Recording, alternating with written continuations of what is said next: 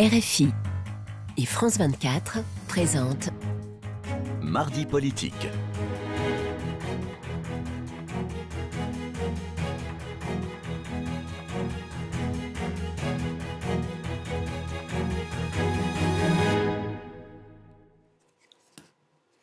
C'est l'heure de Mardi politique sur France 24 et RFI. Bonsoir Frédéric Rivière. Bonsoir Rosine, bonsoir à tous. Et ensemble, nous recevons Julien Bayou. Bonsoir. Bonsoir. Vous êtes député écologiste de Paris et merci d'avoir accepté notre invitation. Alors, Gabriel Attal, le nouveau Premier ministre, a prononcé cet après-midi son discours de politique générale à l'Assemblée nationale. Et comme le veut l'exercice, beaucoup de sujets ont été évoqués. La feuille de route du Premier ministre vous paraît-elle claire et concrète? Non, écoutez, on a vécu un petit moment en apesanteur parce que, évidemment, avec la crise agricole, le malaise profond dans l'agriculture, Paris est symboliquement encerclé, en tout cas. Mais le Premier ministre a enchaîné les satisfecit. Tout va bien depuis 7 ans. Et en gros, il faut continuer comme ça, si ce n'est un virage sarkozyste à droite. C'était très flou. Pourquoi sarkozyste à droite? Parce qu'en fait, il y a une majorité de ex-LR dans ce gouvernement. Je crois qu'ils sont 8 sur 14. Oui, un discours de droite. L'antienne « tu salis, tu nettoies », je crois qu'il a insisté là-dessus. Ce n'est tout à fait bizarrement quand on a par ailleurs le ministre de l'Intérieur qui laisse faire, comme il dit, les agriculteurs qui de temps en temps s'en prennent aux bâtiments Et ça, vous le déplorez? Je ne comprends pas ce discours en vérité. Je ne comprends pas qu'il n'y ait pas eu de mots de la part du ministre de l'écologie sur les agents de la DREAL, vous savez, cette direction de l'environnement, un bâtiment qui a été soufflé par une explosion. Le bâtiment était vide, heureusement, mais vous voyez que pour les agents, c'est quand même être désigné comme des cibles. Mais le discours sur la nécessité d'un certain ordre dans une société, il vous heurte? Non, bien sûr que non, sauf qu'il n'est pas du tout respecté.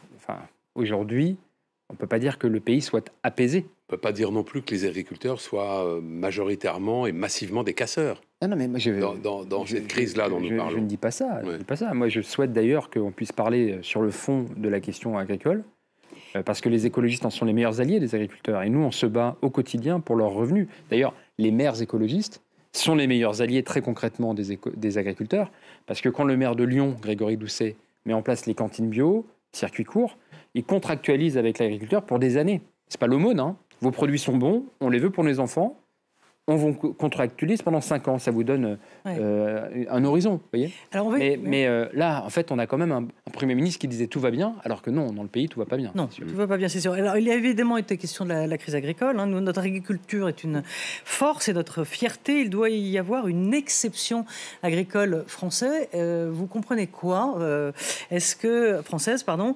Est-ce que ça veut dire qu'on s'affranchit des normes, des directives européennes? On s'assoit dessus, c'est ce que ça veut dire? Qu'est-ce que vous y comprenez? Là encore, en fait, c'est vraiment... au-delà des slogans et des poncifs, il faut agir. Ouais, très bien. Il faut du concret. Mais encore, vous voyez, nous, on aimerait pouvoir en débattre. Il y avait une loi d'orientation agricole qui était planifiée tout 2023 et qui a été sans cesse reportée. Eh bien, on en a besoin. Nous voulons garantir le revenu des agriculteurs. Quand Lactalis contraint un éleveur, un laitier, à accepter un prix dérisoire, 40 centimes le lait, que ça ne couvre pas les frais d'exploitation, ça veut dire que l'agriculteur, il se lève pour perdre de l'argent. Nous voulons garantir le revenu. Mais ça veut dire aussi, côté consommateur, qu'il paye toujours plus cher, 1,30 €, 1,40 €. À Paris, c'est d'ailleurs même encore un peu plus cher. Il y a 1 € qui se balade, qui est pris, capté par l'agroalimentaire, par la grande distribution. Là-dessus, il y a une loi depuis 2018. Avant d'en inventer de nouvelles, faites-la appliquer. Il y a des sanctions. 2% du chiffre d'affaires. Si vous l'appliquez à Lactalis, c'est 500 millions d'euros. Ouais. C'est colossal, vous voyez. Et le Premier ministre fait comme s'il venait d'arriver. Mais il n'est que le poursuivant de la politique d'Emmanuel Macron, qui a pris l'agriculture avec énormément de dédain. Ouais. Nous avons, a dit Gabriel Attal, nous avons 3 priorités qui sont a priori au cœur de cette crise agricole. Les jachères, les importations en provenance d'Ukraine, et il a mentionné le poulet ukrainien, et puis le Mercosur, donc le traité de libre-échange avec les pays d'Amérique du Sud. Est-ce que vous partagez ces 3 priorités? Est-ce que vous dites, en effet, c'est sur ces points-là qu'il faut agir rapidement? Non, vraiment, quand on discute avec des agriculteurs, la Confédération paysanne, bien sûr, mais même... Sur les jachères, mais même la coordination... Non, ils vous disent revenus. Revenus. Et par exemple, le Mercosur... Oui, mais si on cultive plus de terre, a priori, on fait un petit peu plus de revenus. Non, il faut garantir un revenu qui couvre vos frais d'exploitation. Si vous laissez les prédateurs de l'agroalimentaire vous imposer n'importe quel prix... Mais ça, c'est ce que prévoyait la loi Egalim initialement. C'est-à-dire que le prix de vente soit fixé en fonction du coût de production. J'y reviens, mais oui, tout à fait. Et donc, par exemple, Bruno Le Maire dit « J'ai la liste des entreprises qui ne respectent pas la loi. » Très bien. Qu'est-ce que vous attendez? Vous êtes ministre de l'économie depuis 7 ans. La loi a été promulguée en 2018. Alors pourquoi, selon vous, cette loi n'est pas appliquée? Parce qu'ils ne veulent pas... Ils ne veulent pas déranger la grande distribution? Mais oui, ils ne veulent pas s'attaquer au cœur du problème, c'est-à-dire le revenu. Et quand je dis revenu, que les agriculteurs puissent vivre correctement, décemment de leur travail. C'est vraiment... Par exemple, autre diversion, le Mercosur. Moi, je me réjouis qu'enfin on dise c'est pas possible de faire un traité de libre-échange avec l'Amérique du Sud pour aller vite. Mais le Mercosur n'est pas signé. Et les discussions étaient très mal engagées. En revanche, avec le Chili, c'est ratifié. Avec la Nouvelle-Zélande, c'est entré en vigueur au 1er janvier 2024. Donc pendant que vous me parlez de Mercosur... C'est des accords bilatéraux, en fait. Oui, mais pendant que vous me parlez de Mercosur, qui ne voit pas le jour, qu'est-ce qui se passe avec la Nouvelle-Zélande? On connaît la Nouvelle-Zélande, beaucoup de moutons, d'agneaux, qui vont faire 20 000 km pour venir concurrencer de manière déloyale l'élevage français, européen. Nous disons avec les agriculteurs, n'importons pas ce que nous interdisons, tout simplement. Alors, en l'état actuel des choses... Mais vous voyez que c'est de la diversion. On vous parle revenu, on vous parle cohérence, on vous parle arrêt des traités de libre-échange. Et eux, ils veulent arrêter un traité qui ne va pas se signer. C'est sûr. Ça les agriculteurs, pour l'instant, maintiennent la pression. Hein. Vous en parliez, Paris, aux alentours de Paris, il y a un siège qui est organisé. Ce mouvement, actuellement, bénéficie d'une très grande popularité, d'une grosse cote de sympathie auprès des Français. C'est ce que disent les sondages. Est-ce que ces agriculteurs qui sont dans ces cortèges pour bloquer les routes, etc., ont votre sympathie? Oui, clairement. Absolument, les écologistes sont aux côtés des agriculteurs. C'est pas nouveau la crise. Ce qui n'est pas toujours réciproque. Oui, loin s'en faut. Avec la FNSEA, avec certains syndicats, parce qu'évidemment, eux promeuvent un modèle intensif qui piège les agriculteurs. Et donc, le fait de leur dire remet en cause leur gestion, parce qu'en vérité, le modèle agricole français, il est co-géré par la FNSEA, un syndicat, depuis des années. Nous, on s'alarme de la situation de l'agriculture en France. Depuis 2010, c'est 27 fermes qui meurent par jour. Il n'y a pas d'autre plan social aussi colossal. 27 fermes qui disparaissent par jour, en moyenne, depuis 2010. Et les différents gouvernements, c'est vrai, des fois un peu pleuré des larmes de crocodile, puis sont passés à autre chose. Nous disons, garantissons le revenu. Nous disons, réorientons les aides de la politique agricole commune. On a été les seuls à voter contre la politique agricole commune, non pas parce qu'il n'en faut pas, mais parce qu'elle est très inégalitaire. Vous avez 150 fermes, enfin des giga-exploitations, qui captent autant que 100 000 autres. Vous voyez, le déséquilibre est incroyable.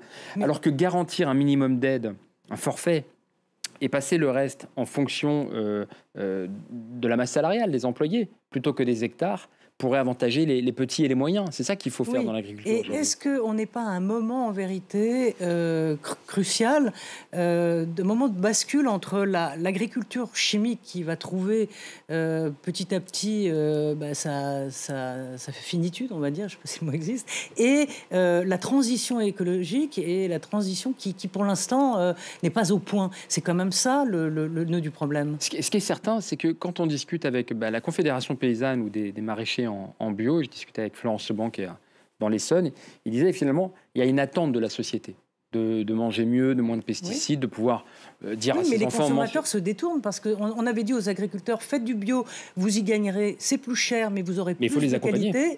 Absolument. Il y a une attente de la société et quelque part, certains syndicats, comme la FNSEA, se sont empêtrés, bloqués dans on ne va pas bouger. Là où le rôle des pouvoirs publics, c'est de dire, écoutez, il y a une attente de la société, vous en êtes là, et on va vous accompagner sur ce chemin. Sur la bio, qui est une vraie attente, il faut démocratiser l'agriculture bio, c'est parce qu'elle est plus chère, parce qu'elle est moins subventionnée que l'agriculture chimique.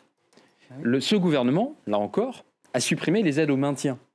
Il y a une aide à la conversion, Et il y avait une Donc aide au les maintien. aides pour le chimique sont plus importantes que pour le bio. Au global, oui. Et ce gouvernement a retiré les aides au maintien. Vous voyez, donc il y a une aide à la conversion, parce que le temps de passage à la bio est long, il faut plusieurs années. Mais l'aide au maintien a été supprimée. Vous voyez, à chaque fois, ce gouvernement critique ce qu'il a fait lui-même. Mais alors, on parlera dans un instant, peut-être un peu plus avant de ce sujet, mais aujourd'hui, sur la proportion de terres agricoles qui sont cultivées en bio en France, on est un peu... en 2021, on était à moins de 10%.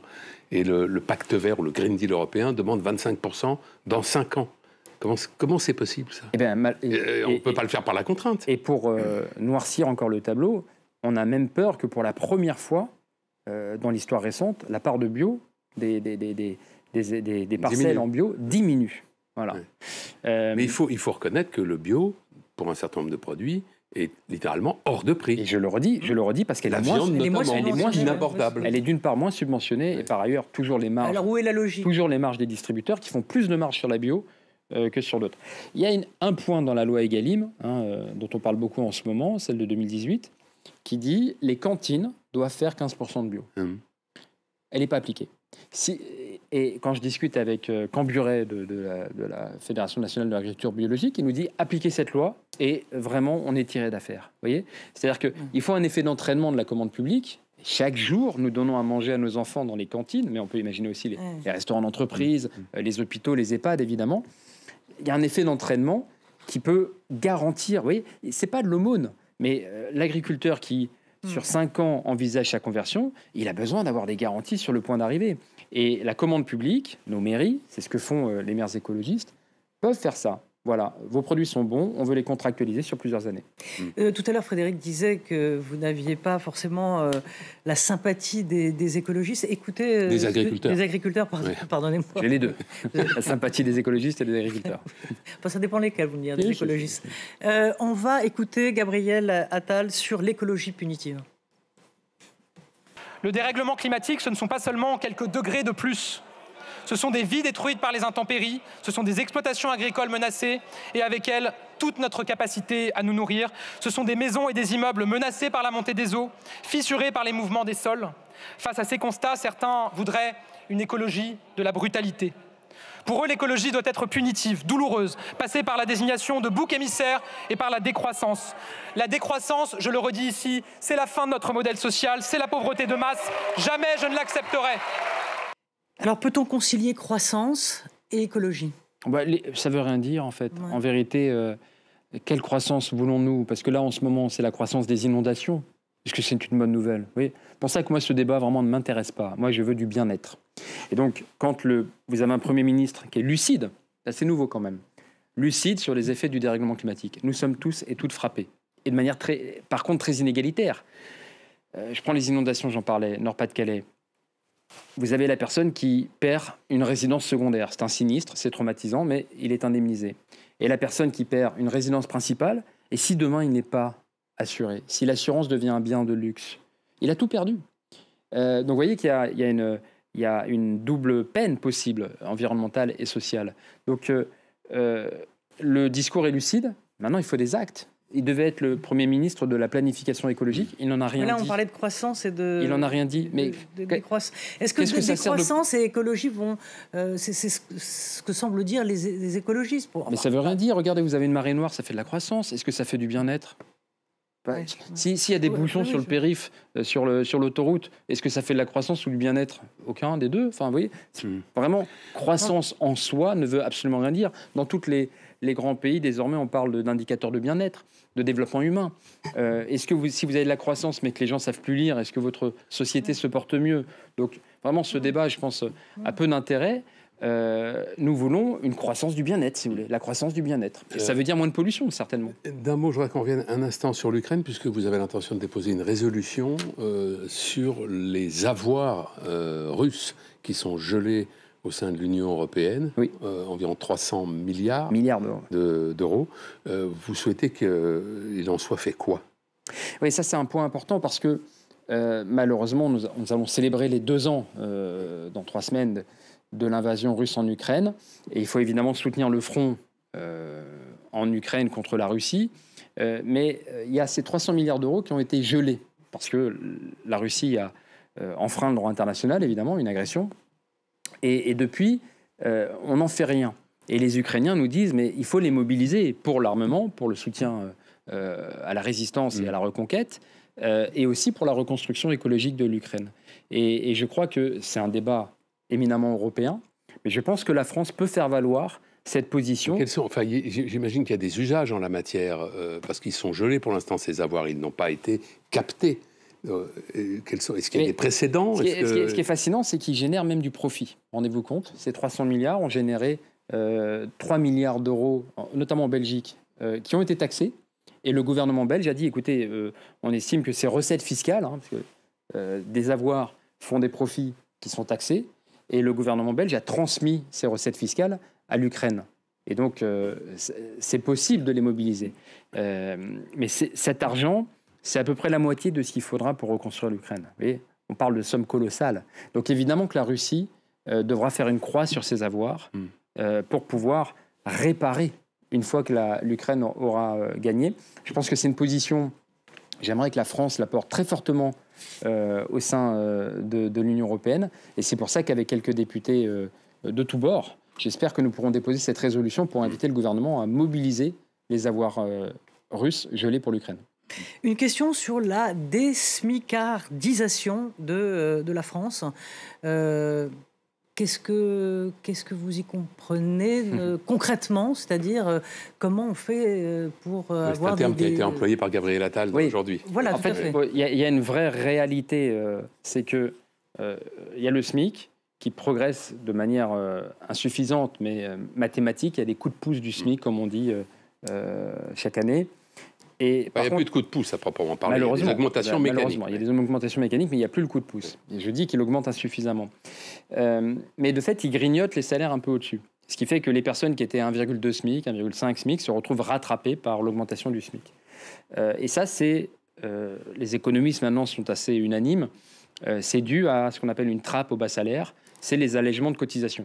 On en a fait des caisses depuis des décennies à dire qu'il fallait alléger les cotisations sur le travail, sur les bas salaires, si bien qu'en fait, les employeurs ne payent plus au-dessus de ces bas salaires. Mais donc, ça veut dire qu'il faut en finir avec ces allègements de cotisations. Et aussi bien le Premier ministre a osé parler de smicardisation, je ne l'ai pas entendu dire qu'il allait revenir sur les allègements de cotisations. Merci Julien Bayou.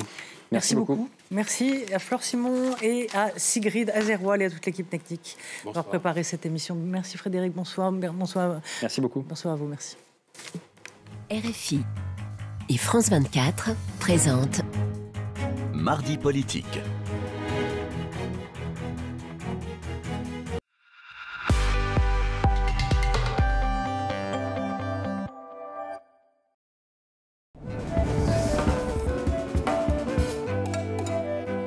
Naïsam Jalal, une artiste RFI Talent.